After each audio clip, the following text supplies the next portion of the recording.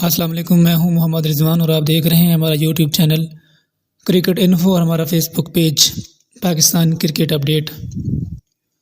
Pakistan super league season 7 کے 26ویں match میں Karachi Kings نے لاہور قلندر کو 22 رن سے شکست دے کر میگا ایونٹ میں پہلی کامیابی حاصل کی۔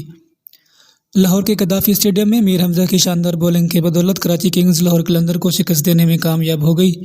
PSL 7 کے مسلسل 8 میچوں میں شکست کے بعد کراچی کنگز کی یہ پہلی فتح ہے۔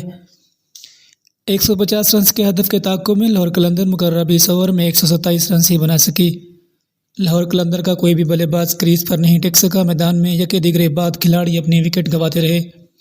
اس طرح پوری ٹیم نے 20 اوور میں 9 وکٹوں کے نقصان پر 127 رنز بنائے۔ کراچی کنگز کو 22 رنز سے فتح ملی۔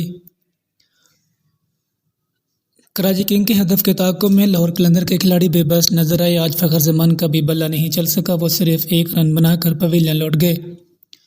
ٹاپ آرڈر کی ناکامی کے بعد محمد حفیظ 33 رنز بنا کر چلتے بنے۔ بعد ازاں ہیری بروک نے 26 اور ڈیوڈ ویز نے 31 رنز کی اننگ کھیلی۔ مقررہ 20 اوور میں لاہور قلندر کی پوری ٹیم 127 رنز ہی بنا سکی۔ اسی طرح انہیں میچ میں ناکامی کا سامنا کرنا پڑا۔ PSL 7 کے دوسرے مرحلے کے میچز لاہور کے قذافی اسٹیڈیم میں کھیلے جا رہے ہیں۔ اس طرح کی مزید انفارمیٹیو ویڈیوز اور انفارمیشن کے لیے ہمارا یوٹیوب چینل کرکٹ انفو اور ہمارا Facebook page Pakistan cricket update کو فالو کریں۔ شکریہ، اللہ حافظ۔